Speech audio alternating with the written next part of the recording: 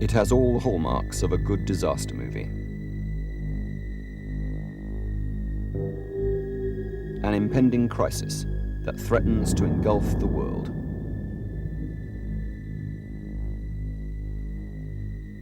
From an almost benign start, a hardly perceptible change in global temperature, the Earth could suddenly topple into crisis, reducing large tracts of land to desert and wreaking havoc on our culture. For proponents of the greenhouse effect, it heralds something akin to an apocalypse. An Earth parched and scorched by the sun, a climate in chaos. Nor is it a theory supported by a few cranks. It's been endorsed by the great and the good, by politicians and academics. There's only one problem. There's mounting evidence that it's not true.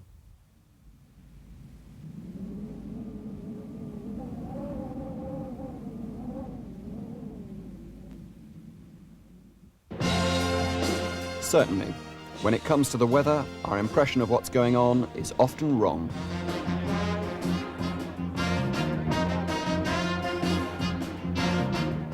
An Earth Day conference at the University of Missouri in the heart of the United States.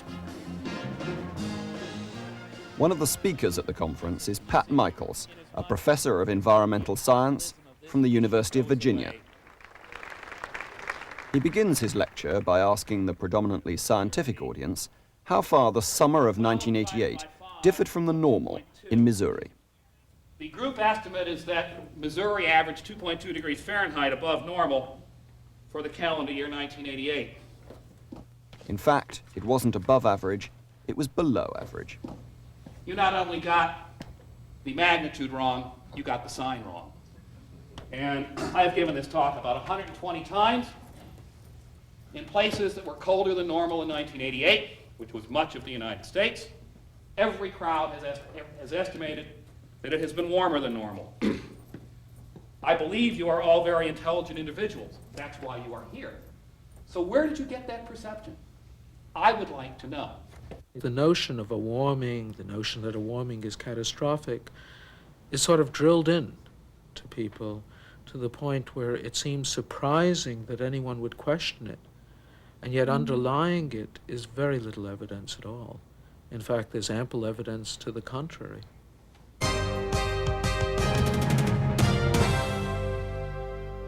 And some experts are saying now that the whole world is heating up because of a global greenhouse effect.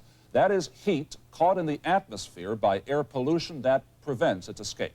NBC's Robert Hager explains. In Washington, a Senate committee heard some scientists say the phenomenon known as the greenhouse effect is here. The problems unaddressed have the potential for turning the world into a form of chaos not greatly different from that produced by global war. Information from satellites has convinced most scientists that average temperatures will rise by 2 to 5 degrees Celsius over the next 100 years. But is there any real evidence of a forthcoming disaster? No, I wouldn't think that there would.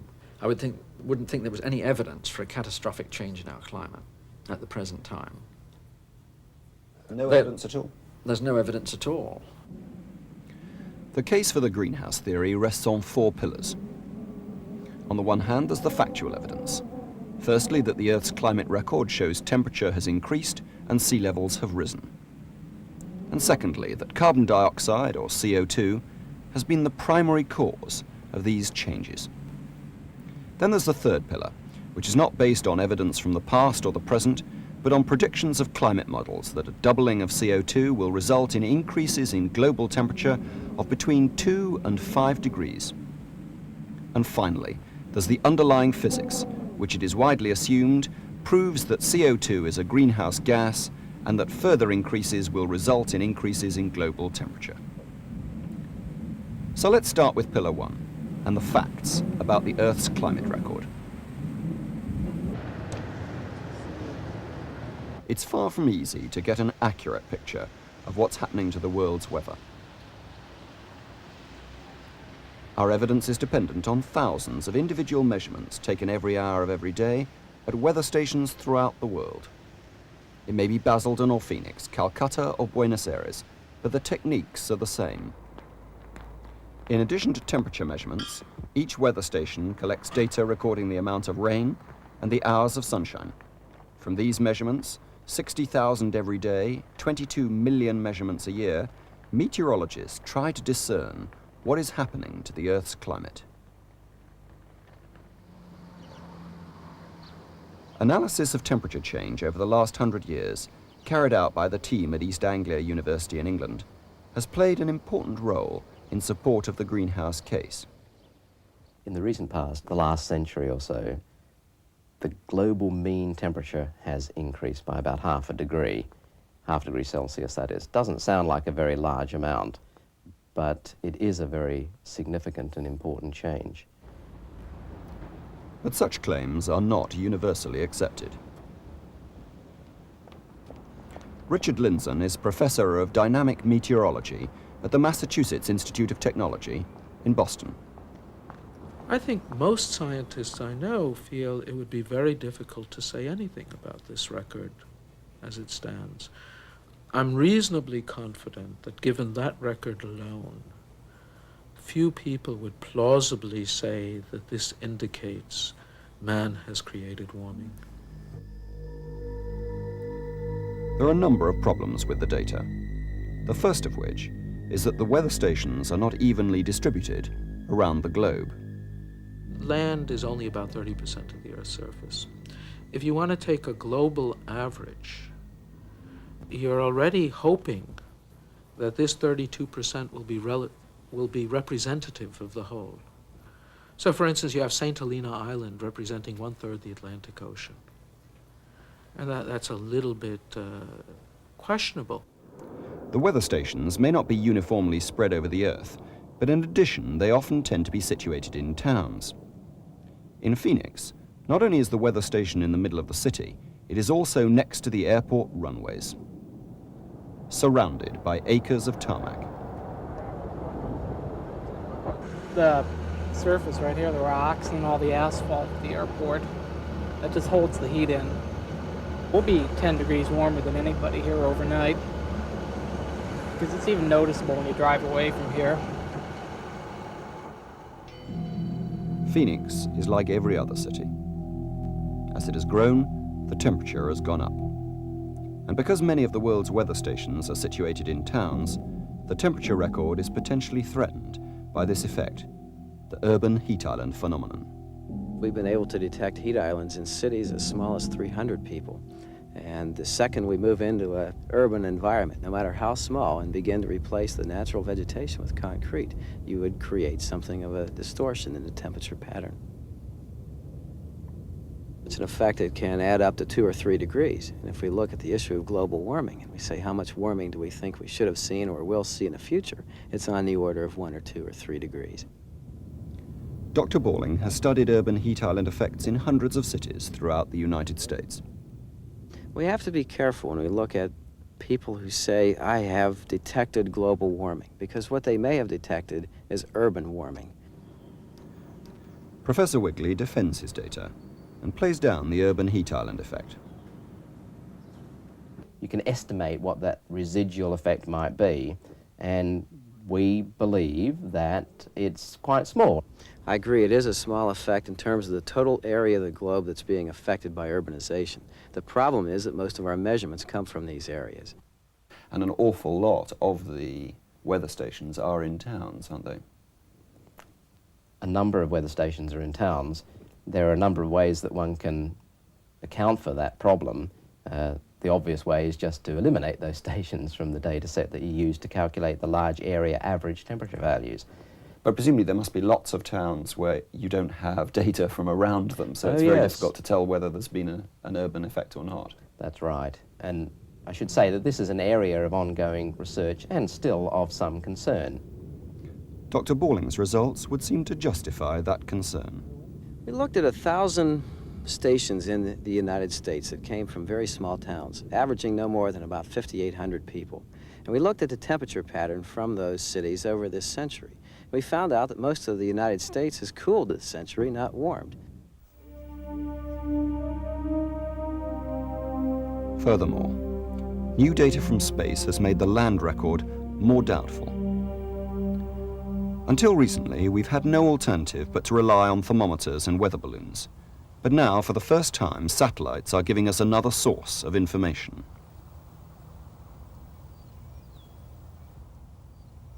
Dr. Spencer at the NASA Space Center has been able to analyze satellite data to produce snapshots of global temperature, each one equivalent to tens of thousands of separate thermometer readings taken by hand. In February of 1983, the hottest areas are clearly visible over southern Africa and Australia, while in August, the warm areas shift into the northern hemisphere. We've found that we can monitor globally averaged atmospheric temperatures with a high level of precision, even on a monthly basis. We're estimating the precision at about 1/100th of a degree per month. Unlike the thermometer data, the satellite information is evenly spread and does not suffer from the urban heat island effect. Over the last 10 years, the thermometer record has shown an underlying upward trend. But according to the satellite information, the Earth was rather warmer in the first half of the 80s and rather cooler in the second half.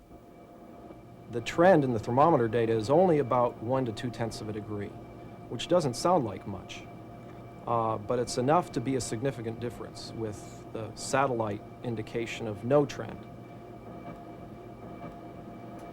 Over the entire 10-year period of time, there was no net warming or cooling. For the first time, satellites have given us an alternative to the land-based data, but they show no increase. So there's a flaw in the first pillar that supports the greenhouse theory. The urban heat island effect and the satellite information point to question marks over the data on which claims of warming have been based. But even if we accept the thermometer data as accurate, whether there's been a temperature increase or not depends on the timescale you choose. Would you accept that over the last 10 years there's been no overall increase in global temperature? No, I wouldn't accept that. But that is a question that may be irrelevant in the greenhouse context. The greenhouse effect is a century timescale warming. The warming Professor Wigley is referring to comes from this graph of temperature over the last 100 years, which shows an underlying increase of 0.5 degrees Celsius. The problem is that the trend depends on the period you choose to examine. If you started it someplace else, if you ended it at someplace else, the trend changes. And so it's clearly not a record you draw a straight line through and say this is warming. You mean that if we took the last 50 years, then it would tell a different picture? Yes, absolutely. Last 50 years it does nothing. Went down and then went up. And if we chose the years from 1930 to 1970, the average temperature actually falls fairly sharply. We don't have the data to extend the graph backwards much beyond the last 100 years, but there is evidence that there have been times when it's been warmer than it is today.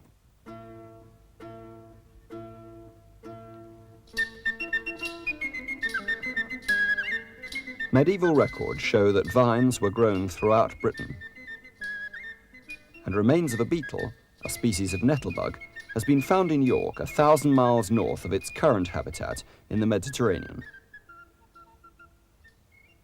So if we had thermometer records going back for 1,000 years, it could well show a fall in temperature since then, rather than a rise. Doubts over the data and problems with the time base have led Dr. Idso, who studied the effects of carbon dioxide on climate for the past 20 years, to be dismissive of claims that the world is warming.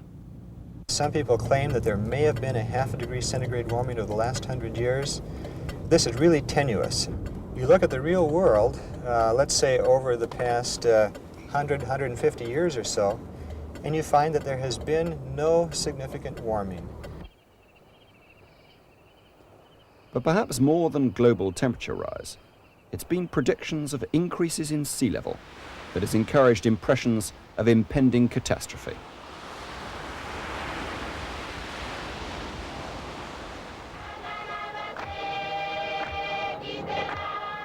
Entire cultures are apparently faced with disaster. As the children play, year by year the waters are rising around them. They'll be adults by the time the Pacific swamps the 9 sandy stubs that are the islands of Tuvalu. If forecasts are correct, the seas round here will rise by about 2 feet over the next 50 years. It's not only the media. The scientists themselves are not averse to making the situation appear dramatic. Steve Schneider is one of the United States' leading global warming theorists. If the sea level rises, and those projections range anywhere from a few tens of centimeters to maybe a meter or so in the next 100 years, that by itself is not that serious except to places that are low-lying, the Maldives and Venice and probably London. But what really is serious is if the warming of the oceans causes an increase in the energy source for severe storms, then you get a higher probability of more intense hurricanes or other severe storms driven by ocean evaporation. That's particularly important in a country like Bangladesh, where there are tropical cyclones that even today kill many thousands of people. In some parts of the world, I think there's very strong reason to believe that the consequences would be severe. But as with temperature changes, the facts about sea level rise tell a different story. The Oceanic Institute near Cape Cod, 250 miles north of Manhattan, is one of the most influential organizations studying the sea. For many years, Dr. Aubrey, who heads coastal research at the Institute, has traveled the globe investigating changes in sea level. Can you tell whether the sea level has gone up or not over the last, say, 100 years? No, we can't unambiguously say exactly how much the ocean has risen over the entire globe. Some tide gauge stations show the sea level rising over long periods of time. Others show sea level falling during other periods of time. The problem is that the land is also moving up and down. In some places it moves up considerably fast, in other places it falls, it subsides fairly fast. So you're measuring the sea level against another level that's moving up and down. And that leaves you with a lot of uncertainty about how much the ocean is moving versus how much land is actually moving. If you look at the British Isles, you see the same thing in a very small portion. The northern part of the British Isles, sea level is falling. South part, the sea level is rising. In the past, people have averaged different sets of tide gauge records, and they've averaged those tide gauge records for different periods of time, say from 1930 to 1960 or 1910 to 1980. And every time you take a different set of stations and a different set of dates, you can come up with whatever answer you want, in effect.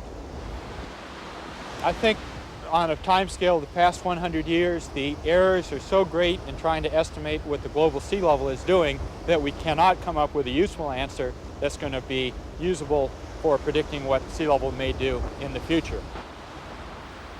We may not be able to predict what will happen in the future, but Dr. Aubrey has no doubts about the evidence so far. There's no evidence that sea level rise has accelerated due to global warming. While direct measurements have been unable to confirm that sea level is rising, in 1989 there appeared to be evidence of sea ice melt. When submarines passing under the North Pole reported that the ice at specific points was less deep than it had been 10 years earlier. But Julian Parron at the British Antarctic Survey is sceptical. Just 2 snapshots of Arctic sea ice 10 years apart, even if it did indeed show a thinning, wouldn't really be significant compared with data taken from long-term monitoring of sea ice extent. The submarine observations are contradicted by the only reliable evidence coming once again from satellites, which for the last 12 years have given us a daily picture of sea ice extent in the Arctic and Antarctic. It says no change. It says there have been changes from year to year, but taken as a whole, you cannot say that there has been, statistically speaking, any significant change in sea ice concentration around the Antarctic. The satellite data has only been with us since the late 1970s, but recently analysis of the amount of salt in samples of ice taken from the edge of Antarctica, created from snow that has fallen over the last few hundred years, has indicated that the present levels of sea ice extent are far from exceptional. The closer the open water is to the sites where you take your measurements, the more contaminated the ice cores become with sea salts. It's quite clear that there are periods of 5 to 10 years at a time around the Antarctic in which sea ice extent has been much less than it is today. So, as with the sea level, changes in the amount of sea ice do not support the idea that the world is getting warmer. Not surprising, therefore, that supporters of the greenhouse effect back off the actual data under scrutiny. What we know about the greenhouse effect is not just based on the data. The data is the ultimate way of proving that the models are right or wrong, but because of the natural variability of the system, we cannot say yes or no. Therefore, trying to mine the record by carefully looking at every bump and wiggle, to me, is a waste of time. It's like trying to figure out the probability of a pair of dice by looking at the individual rolls. You can't look at individual rolls. You got to look at averages. So I don't put very much stock in looking at the direct evidence. So, from the actual climate record of the Earth, from the measurements of thermometers on land to changes in sea level and ice extent, there's no convincing evidence of either a rise in temperature or an increase in sea level. The first pillar of the greenhouse theory, proof of global warming from the climate record, turns out to have no substance.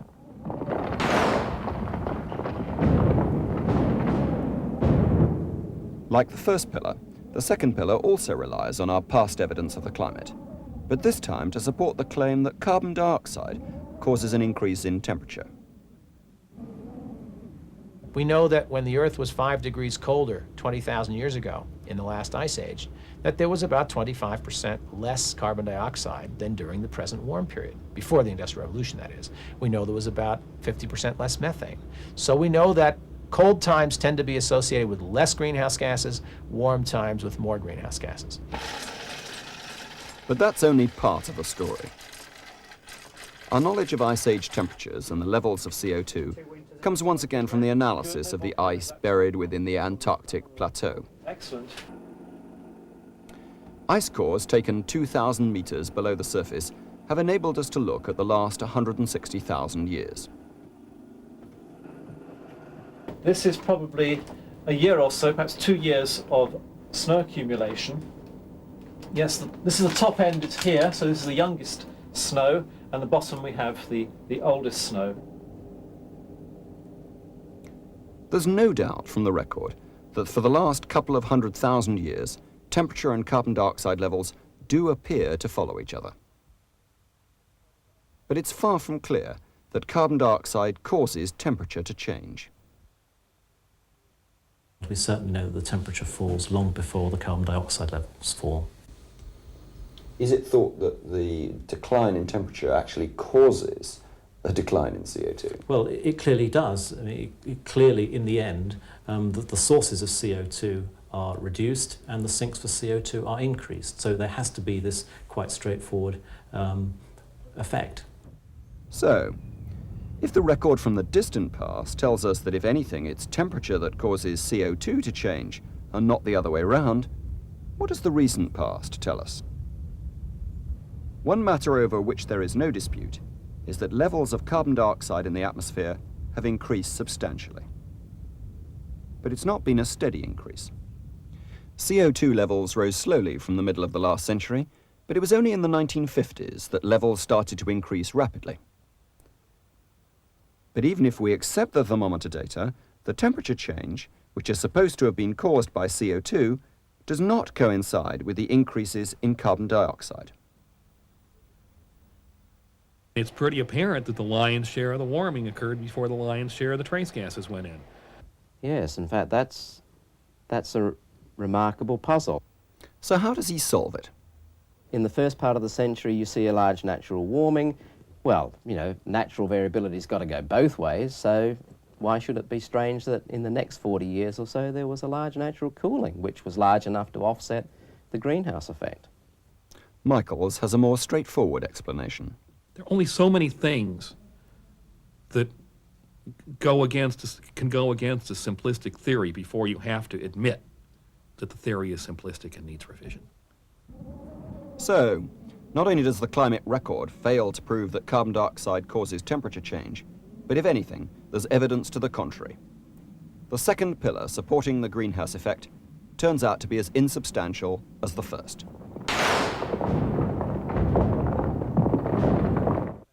The third pillar supporting the greenhouse effect is the climate models. Perhaps more than anything else, it's been the predictions of these climate models that a doubling in CO2 will lead to an increase in global temperature of 3 to 5 degrees Celsius by the end of the next century that have sustained fears of an impending crisis. But can we rely on these predictions? Although superficially similar, the climate models are radically different in character from the models used to provide daily weather forecasts. The computer models used to generate the weather forecasts, with which we're all familiar, start from information about the current situation and try to calculate what will be happening over the next few hours and days. The complexity of the mathematics involved means that the models cannot predict with any accuracy beyond 5 days. Changes in climate take place over decades and centuries, so these weather forecasting models are of no use for estimating climate change. Instead, the climate models do not start from the current weather at all, but try to simulate the entire climate of the Earth from first principles. The computer is given the amount of heat arriving from the sun, the laws of physics which describe how heat radiates, and the radiation properties of the atmosphere. It then calculates the temperature of the Earth, the wind speeds, the rainfall, and so forth. The models then simulate the Earth's climate over a number of years and produce an average annual temperature cycle. We can see how the predicted temperature in a single year differs from this long-term average. The red areas are hotter than normal, and the blue areas cooler. But according to the models, with a doubling of CO2, large areas become hotter than the current average. This model, produced by Steve Schneider's department at the US National Center for Atmospheric Research, is one of the world's 5 influential climate models. But if we're to believe the predictions of these models, we must first be convinced that they accurately simulate our current climate. The point that should be made is that Dr. Mitchell heads the team at the Met Office in Britain that has developed another of the world's major climate models. what in general we get is not just the north-south distribution of temperature, but also the large-scale variation across the continents. And this is very much as observed. They do very well. When we take our models and we let the sun get higher, it gets warmer, and we let the sun go away, it gets colder. I remember once talking to a U.S. congressional hearing about this, and one of the senators said to me, "You mean to tell me you guys have spent $1 billion of our money telling us that the winter is cold and the summer is hot?" And my answer was, "Yes, sir, and we're very proud of that." Some scientists, however, are less impressed. I don't think we could speak of the models as being accurate at this point. They're experimental tools. We're trying to forge these tools. To use them in a forecast mode for delicate things like this warming is calling on an accuracy these models simply do not have. We certainly don't understand the models well enough to take their predictions seriously. One criticism of the models has been that they fail to take account of all the so-called feedback effects. Some of the most important of these are related to clouds. Professor Jonas is a world expert on the effect of clouds on climate. His experiments are designed to find out how different types of cloud reflect the sun's rays. The climate models are treating clouds in a very simplistic manner, and this makes it very difficult to include the true magnitude of the feedback effects within those models. If temperature rises, evaporation increases and more clouds are created. But in turn, the clouds then reflect the sun's radiation away. This has the effect of giving rise to a smaller amount of warming at the Earth's surface. so that the effect of the increase in temperature due to carbon dioxide is reduced by the presence of the clouds. These effects are not small. The energy balance equation tells us that if everything else is equal, if you change the reflectivity of the globe a mere 2% or so, you compensate for a doubling of carbon dioxide because you reflect away more solar radiation. So very slight changes in cloudiness, which are responsible for much of that reflectivity, very slight changes can drastically influence how the world responds to the trace gases. So given the simplified character of the models, we'd be wise to treat their results cautiously. They give roughly the right seasonal cycle of temperature. They show that it's warmer at the equator than it is at the poles. But some of those things you're mentioning are pretty gross, aren't they? Yeah, pretty gross, yes. If the model didn't show that it was warmer at the equator and cold at the poles, there'd be Quite something true. seriously the matter. Yes. Yes, it's more important to know that a model that's used for climate studies reasonably well predicts storm tracks over the North Atlantic, or shows you that the Sahara ought to be a desert. But showing that the Sahara is a desert is what the Met Office model has failed to do according to its published findings. If you look at its predictions of current rainfall, it shows that as much rain falls on the central Sahara in summer as Ireland and Scotland. There's no doubt on regional scales of 2,000 kilometres or less, one cannot have a lot of confidence in the model predictions. Others go further. I don't believe that there is any good evidence to suggest that we should believe what they are telling us. Right now, they have been predicting that for the CO2 content rise that we've experienced over the last century or so, there should have been a couple degrees centigrade warming, but there hasn't been anything like that. There's a possibility of a half a degree centigrade warming, but that may be due to other causes, or it may not be a real warming at all. It may just be a figment of the data due to problems such as the urban heat island. Overall, you are confident that the models give an outcome for climate change that we can rely on? I am convinced that models are the best way of trying to determine what the outcome of increases in trace gases are. Well, that's a different That answer. is a different answer, yeah. The question is, can we at the moment believe in the predictions they're making with any confidence? Right, could you just be a bit more specific about, you say, predictions? The most obvious one, the prediction of the effect of carbon dioxide on temperature. It's difficult for me to, I'm not sure how one can quantify confidence. We should caution here that it's not that these modelers are incompetent, bumbling people. They're limited by something called the speed of light, and that's why simplifications are made in the models. So why is anyone taking the models seriously? I don't know why they're taking the models seriously.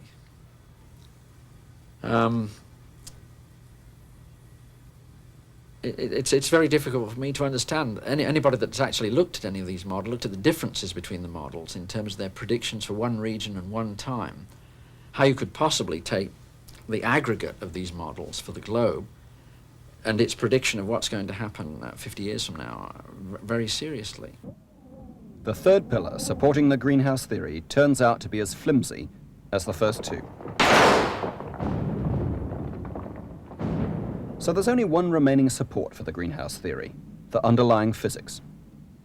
To me, and the reason I strongly believe there's a high probability of unprecedented change in the next century, is not based on the performance of the planet in the last 100 years. There are just too many unknown and unknowable factors in the past 100 years. So it's based on the greenhouse physics, Hillary. Exactly right. The greenhouse physics is supposed to show that carbon dioxide is a greenhouse gas, that it absorbs radiation reflected from the Earth's surface and in turn emits that radiation again, causing an increase in the amount of radiation, or heat flux, arriving on the surface of the Earth, so resulting in a warming of the planet. We know how much has gone in very well. We know how much more methane there is over the last 100 years.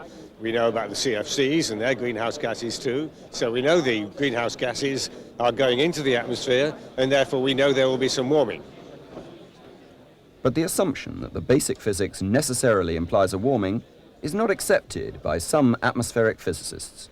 There are people around, there are a lot of scientists around, not only members of the public, who are saying, as if it's absolutely categorically the case, that if you increase CO2 in the atmosphere, you get heating. Yeah, I'm saying that that's not at all evident. CO2 is not the only greenhouse gas, nor the most important. Water vapor is the primary greenhouse gas, along with the other major greenhouse gas, ozone. A number of other trace gases, such as methane, play a minor role. These gases do not simply absorb radiation, they also emit radiation. And like all good absorbers of radiation, they're also good emitters. In fact, they emit as much as they absorb. Furthermore, the way they absorb and emit radiation changes throughout the atmosphere. The radiative process is therefore highly complex, and the effect of any one gas is not the same throughout the atmosphere and is linked to all the other gases. Additions of CO2 to the atmosphere will certainly cause an increase in the downward flux at the surface of energy, but that will not necessarily change the temperature of the lower layers of the atmosphere, this additional energy coming down from the CO2 at the surface. What I think it will do is it will evaporate more water and put more water into the system. And that will have a lot of ramifications, one of which is the radiative effects, which, as I said before, will tend to produce more cooling by the water vapor, and we can demonstrate that. But in addition, it will produce more cloud, and the cloud will have other effects, such as reflecting more solar radiation. So it's not at all obvious that by increasing the CO2 in the system, that you've actually changed the temperature in the positive sense. You could actually end up with a lower temperature. Professor Newell is not alone in this view. In a recent paper on the effects of carbon dioxide, Professor Elsässer at the Lawrence Livermore Labs, a major US government research establishment in California, concluded that a doubling of CO2 would have little or no effect on the temperature at the surface and, if anything, might cause the surface to cool. The complexity of the radiation effects of the greenhouse gases is further confused by convection currents, which carry warm air at the surface to higher altitudes. If you put greenhouse gases near the surface and the air currents short-circuit that greenhouse gas, it won't contribute to warming. If you put a lot in at the surface and take a little away near the top where the heat is deposited by the convection, that could lead to cooling even though you had a net increase in the amount of greenhouse gas. There is no simple, uniform relation between the total amount of greenhouse gas in the atmosphere and the temperature at the surface. At the very least, we simply don't understand enough about the behavior of the atmosphere to predict the effect of a change in CO2 with any certainty. Even the final pillar supporting the greenhouse effect, the underlying physics, turns out to be as insubstantial as the rest.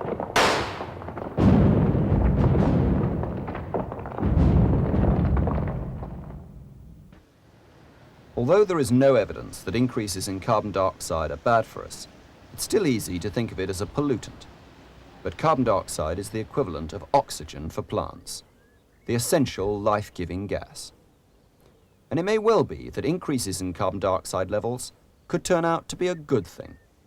The vegetation of this planet developed and acquired its basic characteristics in an atmosphere that had much more CO2 than that of the present. And logic would therefore tell you that if you have more CO2 in the air, plants will do better. And in fact, this is exactly true. For the past 3 years, Dr. Rizzo has been growing sour orange trees in enclosures containing double the amount of CO2 than normal. The carbon dioxide-enriched air is continuously pumped into the chambers and escapes up through the top. At the same time, identical trees are kept in exactly the same conditions, but are fed normal air only. These trees are planted directly into the ground. This chamber here is getting twice the normal amount of carbon dioxide as what is in the atmosphere. You see the trees are growing quite well. They're taller than we are. Over here is a companion chamber that is receiving only ambient or normal air. And the trees here are only half as big as the trees in the enriched chamber. The enriched trees have 180% more volume in their trunks and branches than do the trees in the normal CO2 chamber. I think the interesting question is, how much could we possibly put into the atmosphere, let's say if we burned all of the fossil fuels that exist in the crust of the Earth? It's been estimated that the most we could increase it is about 10 times the present level. And from all of the studies that have been done, 10 times the present level would have no deleterious effects upon animal life, and it would be still beneficial to plants. It's very likely that we are going to need the added benefit of atmospheric CO2 enrichment to feed the generations that are going to come after us.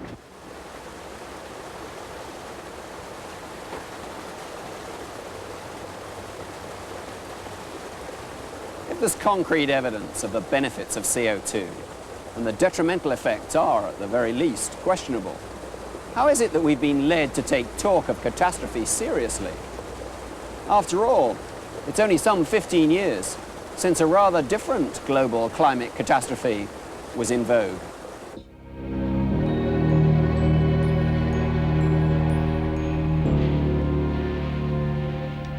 There's the ever-present threat of a big freeze. Will a new ice age claim our lands and bury our northern cities? It's buried Manhattan Island before, when great glaciers half a mile thick filled the valley of New York's Hudson River. You do accept that sort of 10, 15 years ago, people were talking about a global cooling, not a global warming. Yeah. People were talking about global cooling 15 years ago, but not everybody.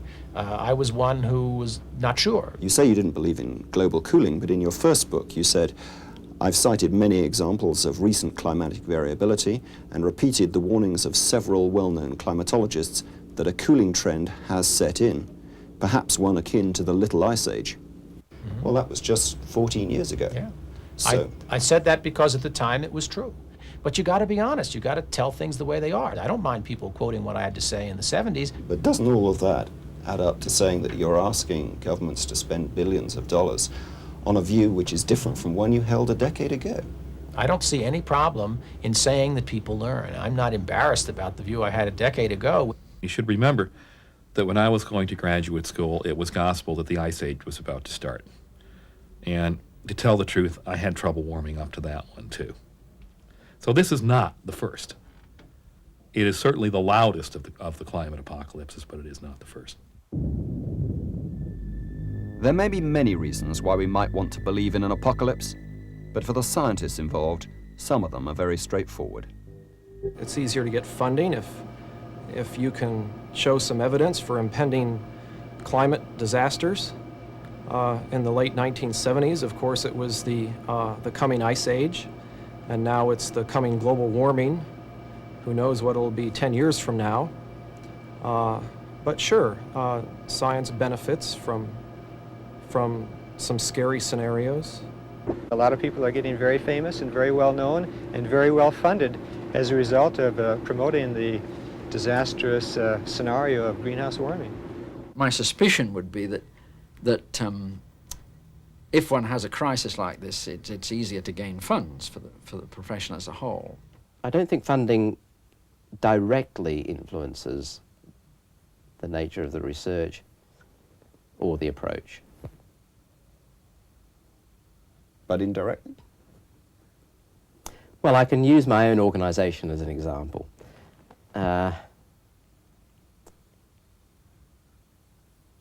You're asking me a very difficult question here.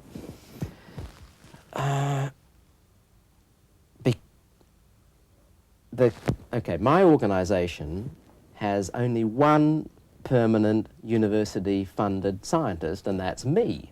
I have about a dozen research workers with PhDs who are working in the climatic research unit, and they're all funded on so-called soft money.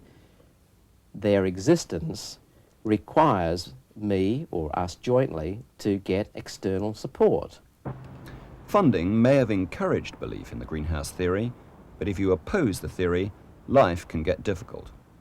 I was warned when I wrote my first paper, which discussed a difference between the climate models and some numbers that I was looking at for the tropics alone, that it would be very difficult and that my funding would probably be cut. And in fact, it has been cut. Did you believe that at the time? No, I didn't. I thought that the system was so straightforward and honest that bringing in a new idea and a new perspective into the whole thing, which I thought I did in 1979, would actually be considered to be a positive thing, and that people would like to look at both sides of the argument and then have a debate. But of course, in some ways, one could say it's been successful in terms of raising funds, that by going around saying there's a crisis around the corner, people are talking about putting in more funds and so forth. And maybe it's worked. Perhaps it's worked, perhaps I was wrong, but I think that it's going to backfire. Richard Lindzen has recently said that this whole area of global warming has sort of become a new McCarthyism. And if you don't jump on the environmental bandwagon to stop the inevitable warming that the Earth is going to undergo, that you're going to be ostracized from the scientific community and from everybody else's community, because it's not fashionable to disagree with the environmentalists these days. I don't know. Neither of us can answer. Of course not. We can't answer that question. People who have a point of view which may not be the politically acceptable point of view are going to have problems. That's not surprising. I have had experience with editors where I have asked questions as to why something was rejected. And this has occurred with more than one journal, and have been told that your papers are held to a higher standard of review than others. I've been literally told that. For what grounds did they hold? Because of what they say. I mean, that's fine, okay, if they want to be that way. I'm a big boy. I've been fairly successful. I know that I would have been more successful probably if I'd say the world's coming to an end, but I just can't quite bring myself to do that. Of course, it's not only been the scientists. The media also benefits from a good disaster story.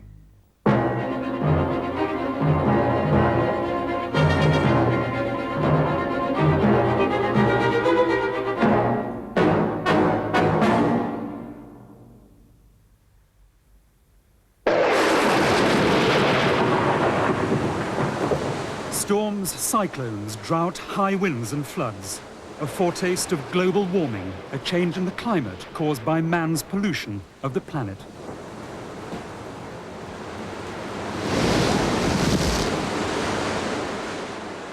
The climate is okay does not usually make the headlines. And the best prophets of doom are the ones filmed most.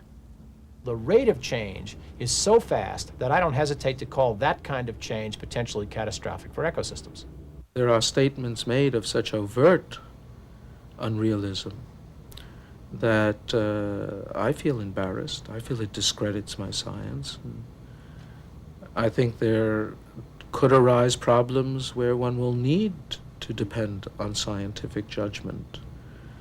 And by ruining our credibility now, we leave society with a diminished resource of some importance.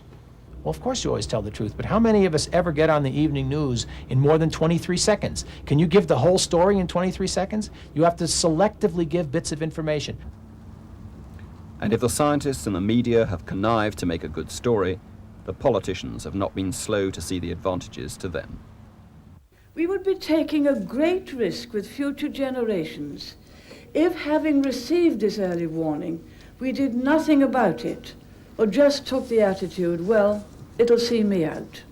Why do you think it is that politicians, and indeed Congress, have been convinced that there has been global warming? I don't know that they've been convinced, but their business is to be responsive to their constituents, and their constituents are convinced. It would certainly not be in their best political interest to not act convinced, would it?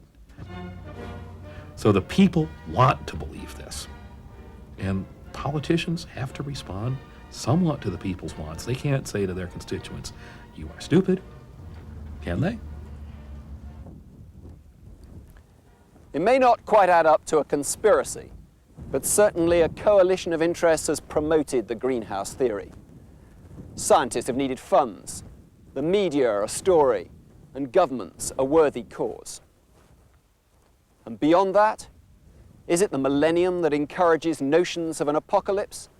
Or simply that in a world without belief, We need a catastrophe to give us something to believe in, where for once, in a battle between nature and humankind, we can line up on the side of good against the forces of evil. I mean, this thing is being fought with dull knives and zip guns. I don't know if you realize that. There's a lot of blood on this thing. In what way? People hate each other about this issue. You haven't noticed that? You ever seen a nastier scientific issue? Why do you think that is? I don't know. I guess because people passionately feel that it's a battle between good and evil. If the consequences of the greenhouse theory did not extend beyond a moral crusade, it could be left to those with a religious turn of mind. But it cannot be so lightly ignored. Would you march down the road toward a policy which people have rightfully said requires an economic restructuring of the world, knowing that the world was behaving opposite to what the basis for that policy said?